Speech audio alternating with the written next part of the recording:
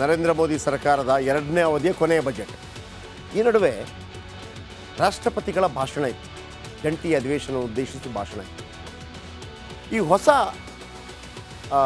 ಸಂಸತ್ತು ಸೆಂಗೋಲ್ ಇದೆಲ್ಲ ನಾವು ಕೇಳಿದ್ವಿ.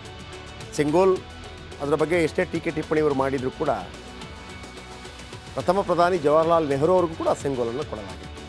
ಓಕೆ, ಪ್ರಜಾತಂತ್ರ ವ್ಯವಸ್ಥೆಯಲ್ಲಿ ಪ್ರಜೆಗಳೇ ಪ್ರಭುಗಳು, ಹಾಗಂತ ನಮ್ಮ ಹಿನ್ನೆಲೆಯನ್ನು ಮರಿಬೇಕು ಅಂತ ಯಾರು ಹೇಳಿಲ್ಲ ಅಲ್ವಾ. ಇವತ್ತೊಂದು ದೃಶ್ಯ ಎಂಥ ಸಾಕ್ಷಿ ಆಯಿತು ಅಂತಂದರೆ, ಸಂವಿಧಾನ ಬಂದ ನಂತರ ಪ್ರತಿಯೊಬ್ಬರಿಗೂ ನಾವು ಹೇಳ್ತೀವಲ್ಲ, ಬಾಬಾ ಸಾಹೇಬ್ ಅಂಬೇಡ್ಕರ್ ಅವರ ಸಂವಿಧಾನದಿಂದಾಗಿ ಪ್ರತಿಯೊಬ್ಬರಿಗೂ ಕೂಡ ನಮ್ಮ ಹಕ್ಕು ಏನು ಅಂತ ಗೊತ್ತಾಯಿತು. ಯಾರು ಬೇಕಿದ್ರೂ ಕೂಡ ಇಲ್ಲಿ ಪ್ರಧಾನಮಂತ್ರಿ ಆಗ್ಬೋದು, ಯಾರು ಬೇಕಿದ್ರೂ ಕೂಡ ಚುನಾವಣೆಗೆ ನಿಲ್ಬೋದು, ಜಾತಿ ಮತ ಭೇದ ಮರೆತು ನಿಲ್ಬೋದು. ಭಾರತ ಸಂವಿಧಾನ ಎಷ್ಟು ಸ್ಟ್ರಾಂಗ್ ಅನ್ನೋದಕ್ಕೆ ಈ ದೃಶ್ಯಗಳು ಇವತ್ತು ಸಾಕ್ಷಿ ಆಯಿತು ವೀಕ್ಷಕರ. ನಾಳೆ ಬಜೆಟ್ ಅಧಿವೇಶನ ನಡೆಯುತ್ತೆ. ಮೋದಿ ಸರ್ಕಾರದ ಎರಡನೇ ಅವಧಿಯ ಕೊನೆಯ ಬಜೆಟ್ ಮಂಡನೆ ಆಗಲಿದೆ. ಹಣಕಾಸು ಮಂತ್ರಿ ನಿರ್ಮಲಾ ಸೀತಾರಾಮನ್ ಬಜೆಟ್ ಮಂಡಿಸಲಿದ್ದಾರೆ. ಆದ್ದರಿಂದ ಇಂದು ಬಜೆಟ್ ಅಧಿವೇಶನ ಆರಂಭ ಆಯಿತು. ಆಗ ರಾಷ್ಟ್ರಪತಿ ದ್ರೌಪದಿ ಮುರ್ಮು ಅವರಿಗೆ ಸ್ವಾಗತ ಸಿಕ್ಕಿತ್ತು. ಹೆಂಗೆ ಬಂದರು ಗೊತ್ತಾ ಅವರು? ನೋಡಿ, ಆದಿವಾಸಿ ಸಮುದಾಯ ನಮ್ಮಲ್ಲಿ ಹೆಂಗಿತ್ತು, ಆದಿವಾಸಿ, ದಲಿತ, ಆಮೇಲೆ ತುಳಿತಕ್ಕೊಳಗಾದವರು, ಅವರೆಲ್ಲ ಒಂದು ಪ್ರಧಾನಮಂತ್ರಿ, ರಾಷ್ಟ್ರಪತಿ, ಮುಖ್ಯಮಂತ್ರಿ ಆಗೋದಕ್ಕೆ ಸಾಧ್ಯ ಇದೆಯಾ? ಆದರೆ ನಮ್ಮ ಸಂವಿಧಾನ ಎಂಥ ಸ್ಟ್ರಾಂಗ್ ಅಂತಂದರೆ, ತೀರಾ ಹಿಂದುಳಿದ ಸಮುದಾಯಕ್ಕೆ ಸೇರಿದ ಮಹಿಳೆಯೊಬ್ಬರು ದೇಶದ ಅತ್ಯುನ್ನತ ಸ್ಥಾನಕ್ಕೇರಿ ಎಲ್ಲ 543 ಸಂಸದರನ್ನು ಚಪ್ಪಾಳೆ ಸ್ವಾಗತ ಸ್ವೀಕರಿಸುವುದು ಕೇವಲ ಭಾರತದಲ್ಲಿ ಮಾತ್ರ ನಾವು ಹೆಮ್ಮೆ ಪಡಬೇಕು ಅಂತ ಅಮೃತ ಗಳಿಗೆಗೆ ಮರ್ಮು ಸಾಕ್ಷಿ. ಅದು ನೋಡಿ ಹೆಂಗೆ ಬರ್ತಾ ಇದ್ದಾರೆ ಅಂತೇಳಿ.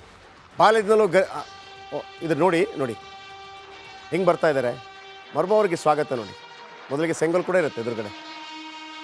ನೋಡಿ ಪ್ರಧಾನಿ, ಆಮೇಲೆ ಸ್ಪೀಕರು, ಸಭಾಧ್ಯಕ್ಷರು, ಸೆಂಗೋಲು, ಆಮೇಲೆ ಅಂಗರಕ್ಷಕರು, ಆಮೇಲೆ ಮುರ್ಮು ಅವರ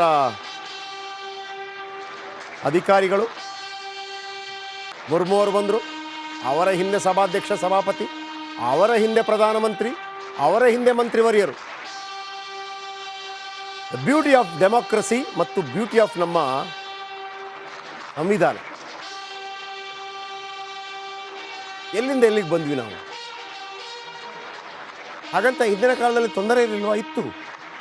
ಆದರೆ ಬದಲಾವಣೆ ಜಗದ ನಿಯಮ ಅಂತ ಹೇಳ್ದಂಗೆ ನಾವು ಅದನ್ನು ಬದಲಾವಣೆ, ಸುಧಾರಣೆ ಮಾಡ್ತಾ ಮಾಡ್ತಾ ಮಾಡ್ತಾ ಮಾಡ್ತಾ ಇಲ್ಲಿ ತನಕ ಬಂದಿದ್ವಿ. ಈ ನಡುವೆ ಒಂದು ಮಾತನ್ನು ಹೇಳಿದರು. ಚಿಕ್ಕಂದಿನಿಂದಲೂ ನಾವು ಗರೀಬಿ ಹಠಾವು ಮಾತನ್ನು ಕೇಳ್ತಿದ್ವಿ, ಆದರೆ ಜೀವನದಲ್ಲಿ ಮೊದಲ ಬಾರಿಗೆ ದೊಡ್ಡ ಸಂಖ್ಯೆಯಲ್ಲಿ ಬಡತನ ನಿರ್ಮೂಲನೆ ಆಗೋದನ್ನು ಕಾಣ್ತಾ ಇದ್ದೇವೆ ಅಂತೇಳಿ ರಾಷ್ಟ್ರಪತಿ ಮುರ್ಮು ತಮ್ಮ ಭಾಷಣದಲ್ಲಿ ಹೇಳಿದರು. ಕೇಳಿಸ್ಕೊಳ್ಳಿ.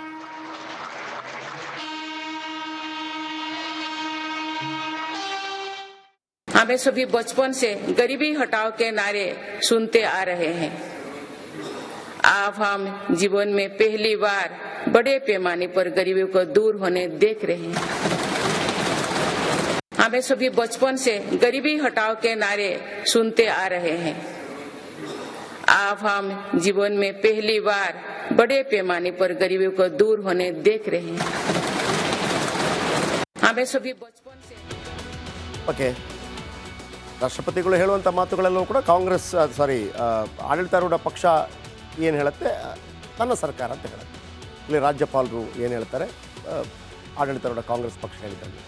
ವಿಷಯ ಅದಲ್ಲ ನನಗೆ ಬೇಕಿದ್ದದ್ದು. ಆದರೆ ಒಂದು ಆದಿವಾಸಿ ಮಹಿಳೆ ಸಂವಿಧಾನದ ಶಕ್ತಿಯಿಂದ ಇವತ್ತು ಆ ಗತ್ತಲ್ಲಿ ಬರೋದಿದೆಯಲ್ಲ, ಪ್ರೌಡ್.